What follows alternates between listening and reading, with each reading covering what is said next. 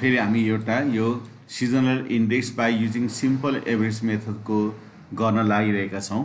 यसमा एउटा के मैले गर्न लागेको भन्दाखेरि योभन्दा अगाडिको भिडियोमा चाहिँ यो यसको इयर चाहिँ हाम्रो कहाँ थियो, भर्टिकलमा थियो। भर्टिकल यो अगाडि थियो र यता चाहिँ क्वार्टर थियो, तर यसको इयर चाहिँ अहिले कहाँ छ, रोमा छ। सबै यो चाहिँ रोमा छ। यसलाई चाहिँ अब हामीले कहाँ ल्याउनु पर्यो, कोलममा ल्याउनु पर्यो होइन। अब यसलाई यति गर्दाखेरि चाहिँ यसको जोड चाहिँ यता लानुपर्ने हुन्छ। अब यसको सम चाहिँ यता त राइट ह्यान्ड साइडतिर लानुपर्ने हुन्छ, जुन चाहिँ कति असजिलो हुन आउँछ होइन। अब यहाँनिर यो 72 को यो 14B र अनि यो 72 को 9 उसले चाहिँ क्वेसन हो। तर यहाँ यो 72 को 14B ले चाहिँ के भन्छ भने there is no need to adjust the data for the train भनेपछि यसको चाहिँ एभरेज निकाल्दैछ भयो। यसलाई एभरेज अफ एभरेजहरू केही निकाल्नु पर्दैन, त्यो जुन आएपछि एभरेज निकालेपछि भयो भनेको यसले।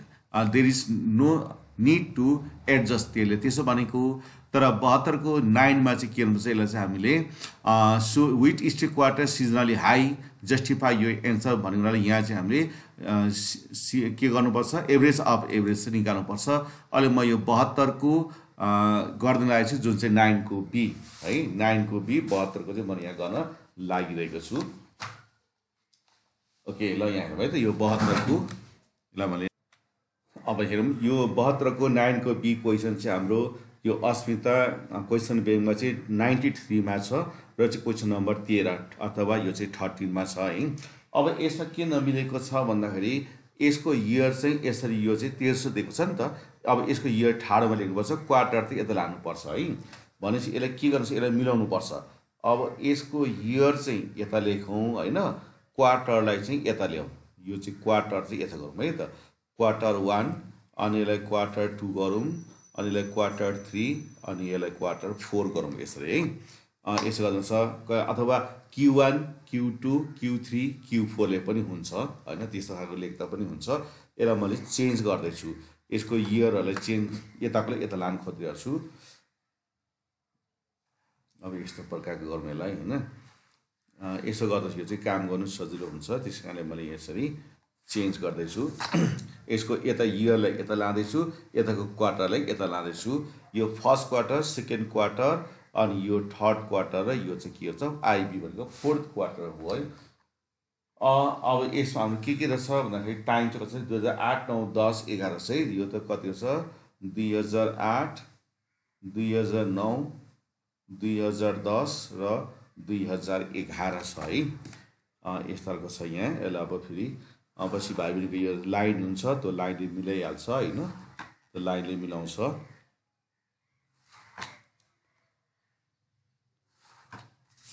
अब त्यस पछाडि यसको मानहरू यहाँ राखौँ है त राम्ररी। यो के छ, यो ड्यास यो छैन होइन, यो कति छ 3.5 होइन, 3.5 छ। अगेन होइन यो चाहिँ मिलाउनु पर्छ है। 2008 मा कति छ, 8 को चाहिँ ठाडो हुने फेरि होइन, 8 को भनेको चाहिँ 8 को कसरी ल्याउनु पर्यो, यो मानहरू चाहिँ मिलाउनु पर्छ, यता र उता हुन्छ होइन। मैले यो 9 को बी लिँदैछु। 2008 भनेको यो भयो, यसको फर्स्ट क्वार्टरमा ड्यास छ, सेकेन्ड क्वार्टरमा पर लेखौँ है त। सेकेन्ड क्वार्टरमा 3.9 छ, थर्ड क्वार्टरमा 3.4 छ, 4 मा 3.6। पहिला यसरी मिलाउँ है। अनि यो सन् 2009 अब हामीले 9 मा जाँदा अब यो यहाँ यसो जानु पर्यो है त। भनेपछि हाम्रो यो यहाँ होइन, यो मेरो यहाँ रखाइ मिलेन छ फेरि, किनभने क्वार्टर त यता राख्नु पर्थ्यो होइन। मैले पनि यो यहाँ रखाइ मिलेन छु। 2008 यो भयो होइन, 8 यो भयो, 9 क्वार्टरमा यो मेरो रखाइ मिलेन छ नि। यो 3.5 भयो 9 मा, अनि 10 मा फेरि 3.5 भयो, अनि 11 मा यो 4। अब सेकेन्ड क्वार्टरमा जाउँ। सेकेन्ड क्वार्टरमा यो कति रहेछ त, 8 मा 3.9 रहेछ होइन।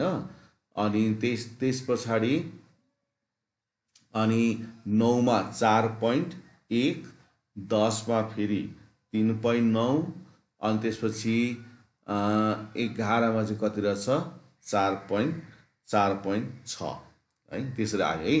फेरि हेरौँ यो अब क्वार्टर 3 को 2008 मा कति छ, 3.4 अनि 2009 मा 3.7, 2010 मा पनि 3.7 अनि 2011 मा 3.8 र अन्तिममा कति छ 4 को चाहिँ यो 3.6 अनि यो 4.8 अनि यो 4.5 र यहाँ चाहिँ के छ ड्यास है यसरी भयो। अलिकति यो राख्दाखेरि यो अलिकति अप्ठ्यारो चाहिँ हुन आउँछ क्या, अलिकति अप्ठ्यारो हुन आउँछ नि त। जस्तो यहाँ के हेर्नु पर्यो हामीले भन्दाखेरि यो फर्स्ट क्वार्टर Q1 यो फर्स्ट क्वार्टरको 8 मा छैन हैन, फर्स्ट क्वार्टरको 8 मा छैन अनि यसको 9 मा कति छ 3.5 अनि 10 मा फेरि 3.5 अनि 11 मा 4।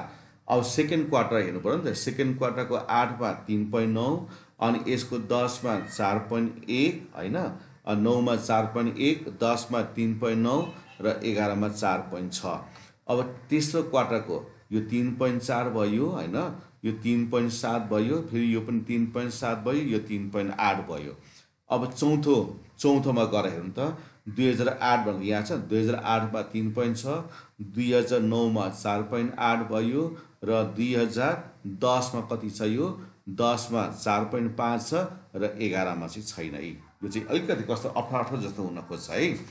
अब यसरी राखिसकेपछि अब हाम्रो मिल्छ है यहाँ जस्तो हैन। अब यसलाई तिमीले टोटल गर अथवा सम गर है, टोटल गरे पनि हुन्छ अथवा यसलाई सम गरे पनि हुन्छ। त्यही कारण यसको चाहिँ यो माथि मिलाउन चाहिँ टाइम लाग्छ। अब बाँकी त फेरि मिलिहाल्छ। अब यसपछि तिमीले यहाँ के गर्नु पर्यो एभरेज गर्नु पर्यो है। यहाँनिर एभरेज निकाल यहाँ यसरी हैन, यो चाहिँ एभरेज निकालौँ यसरी। अनि त्यसपछि यो चाहिँ एडजस्टेड एडजस्टेड एसआई भनेको मिलाइएको हैन, त्यो मान अनुसार निकालिएको त्यसपछि हुन्छ यो हैन। अब यो कम्प्युटर टाइप भन्छ जस्तो चाहिँ हुँदैन, अलिकति रफ चाहिँ हुन्छ हैन। अब त्यहाँ कम्प्युटरहरुमा चाहिँ पुरा अब मेटेर फेरि लेख्नुहुन्छ, यहाँ चाहिँ कति मेट्दाखेरि 4 जस्तो चाहिँ देखिन्छ अलिकति। त्यसकारण यहाँनिर यसरी यो चाहिँ मिलाउनु पर्ने हुन्छ हैन। यो अत्यन्तै सजिलो हिसाब हो यो चाहिँ। त्यसपछि अब हामीले यहाँ फेरि अब जोड्नु पर्यो है। अब यसलाई हामी जोडौँ फेरि है त। यसलाई जोड्दाखेरि कसरी जोड्नु पर्यो यसलाई। अब 3.5 प्लस 3.5 अनि प्लस 4, 3.5 अनि प्लस 3.5 अनि प्लस 4, यो तीनटा जोड्दा कति आएको थियो हाम्रो यो 11, टोटल 11 भाग 3टा जोडेको हो नि त, 3 ले भाग गर्नु पर्यो हैन। अब यो कति लेख्नु पर्छ यसलाई 3.67 लेखौँ न हैन, 3.67। फेरि यहाँ गर्नु पर्यो अब हामीले 3.9 प्लस 4.1 अनि प्लस 3.9 प्लस 4.6, यसलाई गरेपछि यो कति लेख्नु पर्यो 16.5 अनि यसलाई भागा 4 गरेपछि कति हुन्छ 4.125, 4.125। त्यस्तै तरिकाले अब यहाँ कति गर्नु पर्यो 3.4 प्लस 3.7 प्लस 3.7 प्लस 3.8। अब यसलाई सम्म कति भयो भन्दाखेरि 14.6। अब यसलाई पनि 4 ले भाग गर्नुपर्छ है। 4 ले भाग गर्दा कति हुन्छ 3.65। अब लास्टमा फेरि आयो 3.6 प्लस 4.8 प्लस 4.5। अब यो जोड्दा कति भयो भन्दाखेरि 12.9 यहाँ होइन यहाँ है 12.9। यसलाई फेरि 3 ले भाग गर्नुपर्छ नि त। 3 ले भाग गर्दा कति आयो 4.3। यदि आइसकेपछि अब हामीले के गर्छौँ त भन्दाखेरि अबको पाला आयो एभरेज अफ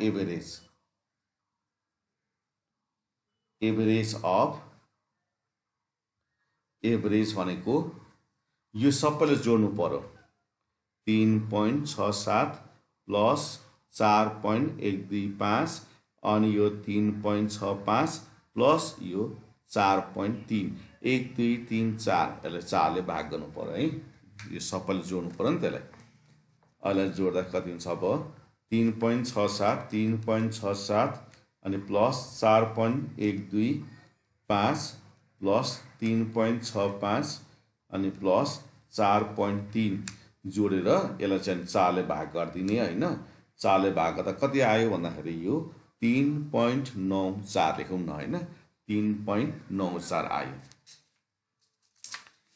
अब यसपछि हामीले यसलाई के गर्नु पर्यो भन्दाखेरि अब चाहिँ फेरि अब हामीले यहाँ गर्नु पर्यो सिजनल इन्डेक्स फर Q1 गर्दा पनि हुन्छ है। Q1 भनेको फर्स्ट क्वार्टर हो नि त, बराबर अब यसलाई हामी के गर्छौँ, average of Q1 by average of average अनि मल्टिप्लाई 100 हैन। अनि यसलाई चाहिँ यसरी एभरेज अफ Q1 भनेको 3.67, एभरेज अफ एभरेज भनेको 3.94 अनि यसलाई 100 ले गुणा गर्नुपर्छ है। अब एभरेज अफ Q1 भनेको 3.67, एभरेज अफ एभरेज भनेको 3.94, 3.67 गुणा 100 अनि भागा 3.94। अब यो कति आयो भन्दाखेरि यो 93.15 गरौँ न हैन, 93.15। अब यसै तरिकाले अब हामी फेरि अर्कोलाई गरौँ।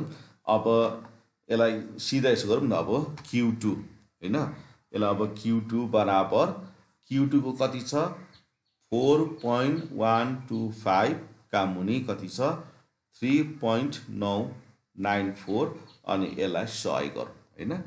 भनेपछि अब यसको एभरेज 4.125 अनि एभरेज अफ एभरेज 3.94 छ। अनि यसलाई फेरि यसलाई के गर्नु पर्यो 4.125 गुणा 100 अनि यसलाई बराबर भागा 3.94। अब यो कति आयो भन्दाखेरि 104.7 गर्दा नि भइगयो हैन, 6 9 छ नि त 7 भइगयो। अब Q3 गरौँ लगातार। Q3 भनेको 3.65, एभरेज अफ एभरेज 3.94 अनि यसलाई यस्तो गरेपछि कति हुन्छ यो 3.65 गुणा 100 जति आउँछ भागा 3.94 गरेपछि यो चाहिँ कस्तो आउँछ भन्दाखेरि 92.64 है। अनि Q4 भनेको 4.3 अनि 3.94 गुणा 100 अनि यो 4.3 गुणा 100 अनि भागा 3.94 अनि यो कति हुन्छ त भन्दाखेरि यो 109.14 गरौँ न हैन। यस्तो प्रकारले आयो के सिजनल इन्डेक्स भनेको। अब प्रत्येकको जस्तो Q1 को के गर्नु पर्यो, यसको सिजनल इन्डेक्स 3.67 अनि एभरेज अफ एभरेज 3.94 गुणा 100 गर्यो। सिमिलरली Q2 त्यस्तै गर्यो हैन, 4.125 3.94 ले भाग गरेर 100 ले गुणानी। अनि Q3 त्यस्तै गर्ने, आफ्नो इन्डेक्स भनेको 3.65 आफ्नो एभरेज भनेको अनि 3.94 ले भाग गरेर 100 ले गुणानी। र यो मान चाहिँ अब माथि टेबलमा लेखिदिनु पर्छ हामीले हैन। टेबलमा कति लेख्नु पर्यो 93.15 अनि अर्को 104.7 हैन 7 अनि त्यसमा अर्को 92.64 अर्को आयो कति छ 109.14 आउँछ। यो चाहिँ अब पोइन्ट भन्दा वरपरको कारणले अलिअलि तलमाथि चाहिँ हुन सक्दछ हैन। यसरी चाहिँ भयो। अब यसपछि हामीले पनि यहाँ के गरौँ भन्दाखेरि देयरफोर SI फर Q1 यसो गर्दा भइगयो नि Q2 Q3 Q4 R सबभन्दा पहिला कति छ 93.15 104.7 92.64 109.14। अब यो क्वेसन चाहिँ तिमीलाई के भनेको छ हामीलाई भन्दाखेरि चाहिँ यसले चाहिँ के भन्छ नि which quarter is seasonally high भनेको छ। अब सबभन्दा धेरै कुन हो त भन्दाखेरि यो 93 104 92 109 यो चाहिँ सबभन्दा ठुलो छ त। 109 चाहिँ सबभन्दा ठुलो छ हैन। अब 109 भनेको चाहिँ कुन चाहिँ रहेछ भन्दाखेरि क्वार्टर 4 भन्छ। अब यसलाई हामीले यहाँनिर तिमीले quarter IV quarter 4 is seasonally high गर्दाखेरि यसको चाहिँ एन्सर चाहिँ भयो।